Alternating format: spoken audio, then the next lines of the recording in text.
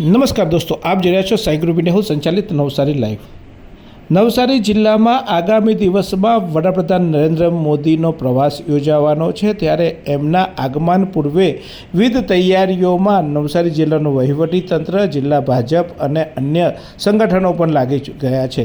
ત્યારે વડાપ્રધાન નરેન્દ્ર મોદી અહીંયા જ્યારે નવસારી પધારવાના છે, ત્યારે કમલમનું જે નવું મકાન નિર્માણ થયું છે તેનું લોકાર્પણ તેમના હસ્તે કરવામાં આવનાર હોવાનું તથા અન્ય સરકારી યોજનાઓની જાહેરાતો થવાની પણ વાત ચર્ચામાં છે। ત્યારે વડાપ્રધાન નરેન્દ્ર મોદી જ્યારે નવસારી પધારે તે પહેલાં જિલ્લાના વિવિધ કામો કરવા માટે પણ વહીવટીતંત્ર સજ્જ બન્યું છે, જેના ભાગરૂપે જિલ્લામાં કુપોષણ નિવારણ માટે સગર્ભા મહિલાઓને કુપોષિત બાળકનો જન્મ ન આપે તે માટે અને સાથે સાથે સફાઈ અભિયાન, વૃક્ષારોપણ જેવા અનેક કાર્યક્રમોનું આયોજન કરવામાં આવી રહ્યું છે, જેના ભાગરૂપે આજે બીઆર ફાર્મ ખાતે કુપોષણ કીટ વિતરણ કરવામાં આવી રહ્યું હતું। એટલે કે પોષણક્ષમ કીટ આજે કેટલાક બાળકોને આપવામાં આવી હતી, જેના ભાગરૂપે આજે લગભગ 3800 જેટલા કુપોષિત બાળકો છે તેઓ એક મહિનામાં એમને કીટ આપી તેઓ કુપોષિતમાંથી સંપૂર્ણ સ્વસ્થ થઈ જાય તે માટેની કામગીરી આજથી હાથ ધરવામાં આવી હતી। અને આ પ્રસંગે કેન્દ્રીય જળશક્તિ મંત્રી સી.આર. પાટીલ વિશેષ ઉપસ્થિત રહ્યા હતા। તેમના સાથે આજે આ કીટનું વિતરણ કરવામાં આવ્યું હતું। ત્યારે આ પ્રસંગે મંત્રી શ્રી નરેશભાઈ પટેલ, નવસારીના ધારાસભ્ય રાકેશભાઈ દેસાઈ, નવસારીના મેયર અશોકભાઈ ધોરાજીયા, જિલ્લા પંચાયતના પ્રમુખ નિરાલીબેન નાયક, કારોબારી અધ્યક્ષ અમિતાબેન, મધુભાઈ કથિરિયા તથા નવસારી મહાનગરપાલિકાના કારોબારી અધ્યક્ષ મુકેશભાઈ અગ્રવાલ સહિતના અનેક લોકોની ઉપસ્થિતિમાં આજે અનેક બહેનોને કે જે બહેનો અત્યારે સગર્ભા છે તેમને આજે પોષણક્ષમ કીટ આપવામાં આવી હતી। સાથે સાથે કુપોષિત જે બાળકો છે તેમને પણ આજે કીટનું વિતરણ કરવામાં આવ્યું હતું અને જિલ્લામાં હવે કુપોષણ નિવારણ થાય એ માટેનો પ્રયાસ હાથ ધરવામાં આવશે। સાથે સાથે જ્યારે વડાપ્રધાન નરેન્દ્ર મોદી જે જિલ્લામાં જતા હોય છે તે જિલ્લામાં સફાઈ અભિયાન પણ કરવાની એક નેમ રાખવામાં આવેલી છે, જેના ભાગરૂપે જિલ્લામાં વિવિધ સફાઈ અભિયાનના કામો સાથે સાથે વૃક્ષારોપણ કરવાના કામો પણ હાથ ધરવામાં આવશે। આ ઉપરાંત વિધવા સહાય, વૃદ્ધ પેન્શન યોજના જેવી વિવિધ સરકારી યોજનાઓ છે એમાં પણ એક પણ લાભાર્થી બાકી ન રહે તેવો પ્રયાસ કરવામાં આવી રહ્યો હોય છે, જેના ભાગરૂપે તંત્ર એ માટે પણ સજ્જ બની રહ્યું છે। ત્યારે આજે આ કાર્યક્રમમાં પધારેલા કેન્દ્રીય જળશક્તિ મંત્રી સી.આર. પાટીલે શું કહ્યું એ જોઈએ। માનનીય પ્રધાનમંત્રી શ્રી નરેન્દ્ર મોદી સાહેબ નવસારી જિલ્લામાં એક પ્રવાસનો કાર્યક્રમ ગોઠવાઈ રહ્યો છે। માનનીય પ્રધાનમંત્રી મોદી સાહેબ જ્યારે કોઈ પણ શહેરમાં કે નગરમાં જ્યાં જાય છે ત્યાં એક અઠવાડિયા પહેલાં સફાઈ ઝુંબેશ ચાલવી જોઈએ એમનો આગ્રહ પણ હોય છે। સ્વાભાવિક છે કે એના કારણે ગામ, નગર કે શહેર એ સ્વચ્છ બની જતું હોય છે। પણ જ્યારે નવસારી જિલ્લો માનનીય પ્રધાનમંત્રી મોદી સાહેબના સ્વાગત માટે અનેરા ઉત્સાહ સાથે વિવિધ કાર્યક્રમોનું આયોજન કરી રહ્યો છે। મોદી સાહેબના આગમન પહેલાં નવસારી જિલ્લામાં લગભગ 3800 જેટલા જે બાળકો કુપોષિત છે એને પૌષ્ટિક આહાર દર અઠવાડિયે એને કીટ આપીને એને ઝડપમાં કુપોષિતમાંથી બહાર લાવીને પોષિત કરવા માટેનો પ્રયત્ન કરવાનું આજે એ ઝુંબેશ શરૂ કરી છે। 3800 બાળકોને આજે કીટ આપી છે અને દર અઠવાડિયે આ કીટ એમને આપવામાં આવશે।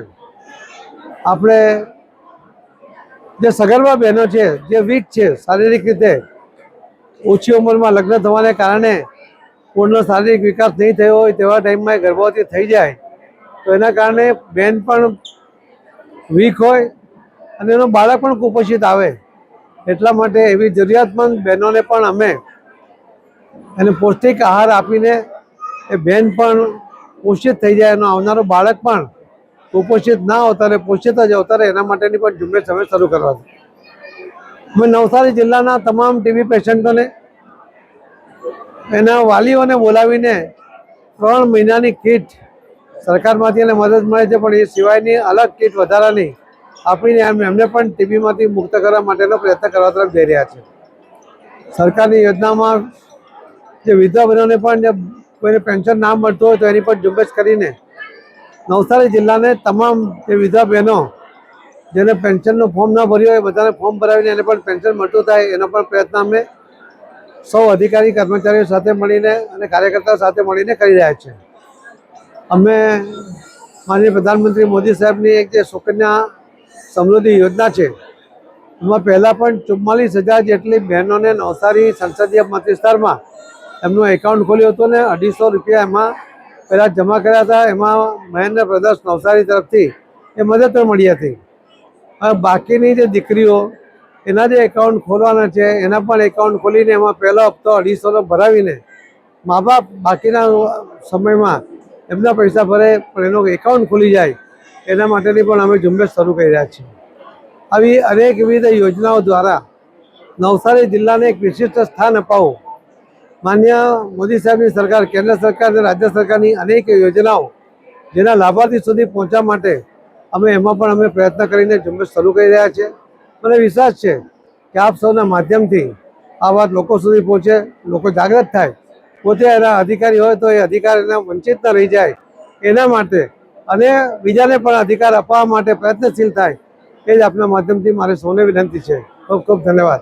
અત્રે ઉલ્લેખનીય છે કે હાલના મેયર અશોકભાઈ ધોરાજીયાએ જિલ્લામાં ઘણા વખત પહેલાં કુપોષણ બાળકોને નિવારવા માટે આંગણવાડીઓને દત્તક લેવાની યોજના હાથ ધરી હતી અને જિલ્લામાં લગભગ 300થી વધુ આંગણવાડીઓ વિવિધ મહાનુભાવોને દત્તક આપી જિલ્લામાં એક પણ બાળક કુપોષિત ન રહે તેની કાળજી રાખવામાં આવી હતી. ત્યારે ફરી એકવાર આ પ્રોજેક્ટને અત્યારે પાછો હાથ ધરવામાં આવ્યો છે. અત્યારે અશોકભાઈ મેયર છે અને એમની આખી ટીમ પણ કામે લાગે ત્યારે આગામી દિવસોમાં જિલ્લામાં એક પણ બાળક કુપોષિત ન રહે તેવી અપેક્ષા રાખીએ છીએ. સરકારી તંત્ર આજે સજ્જ બન્યું છે. વડાપ્રધાન નરેન્દ્ર મોદીના આગમન ટાણે ત્યારે મોદી સાહેબ આવે અને જાય, પરંતુ ચોક્કસ સાથે સાથે આ કુપોષણનું જે દૂષણ છે એમને પણ અહીંયાથી કાયમ માટે નિરાકરણ થાય એવી અપેક્ષા રાખીએ છીએ.